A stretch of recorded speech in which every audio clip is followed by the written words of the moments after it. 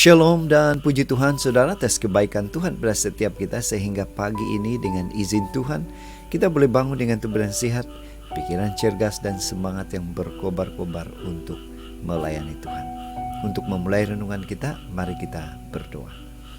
Bapa Syurgawi, terima kasih atas kebaikan-Mu karena bersama dengan kami pagi ini, sementara kami mendengar mempelajari firman Tuhan.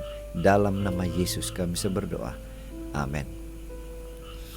Saudara dan saudari yang dikasih dalam Kristus, tajuk renungan kita pagi ini adalah tongkat Musa. Apa makna dari tongkat Musa ini? Firman Tuhan di dalam Keluaran 4 ayat 4 mengatakan, "Tetapi firman Tuhan kepada Musa, ulurkanlah tanganmu dan peganglah ekornya." Musa menghulurkan tangannya, ditangkapnya ular itu, lalu menjadi tongkat di tangannya. Saudara, bacaan kita hari ini saya kutip di dalam Keluaran 4 ayat 1 sehingga 17.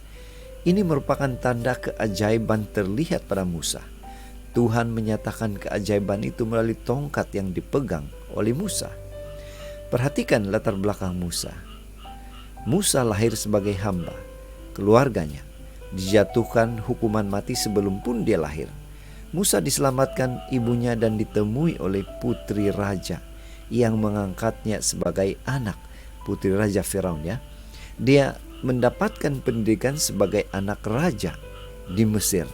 Tetapi pada umur 40 tahun ia melarikan diri, menyelamatkan nyawanya ke padang gurun dan menggembalakan kambing domba.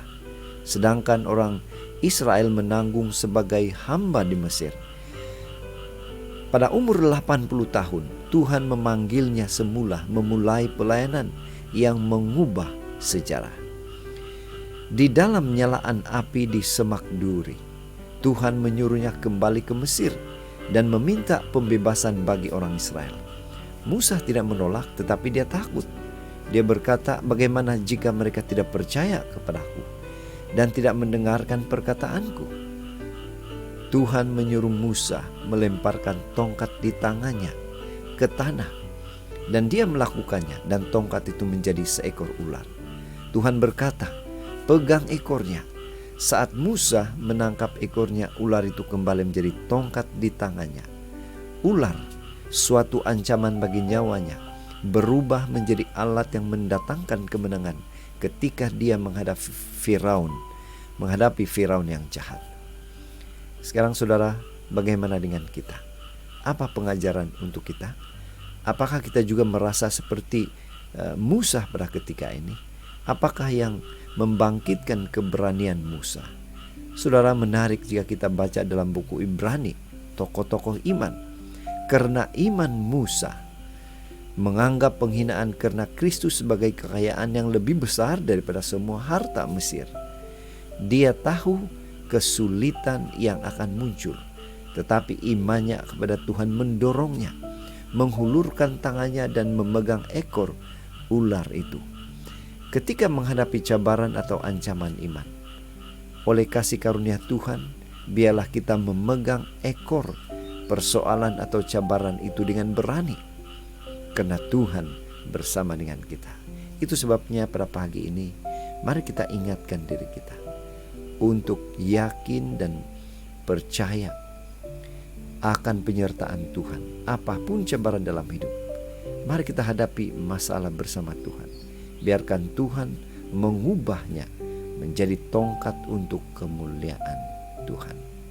Inilah doa dan harapan kita. Mari kita bersyukur, mari kita berterima kasih, karena kita mempunyai Tuhan yang luar biasa. Tuhan pasti memberikan kita kekuatan, kemampuan untuk menghadapi cabaran besar di depan kita bersama Tuhan.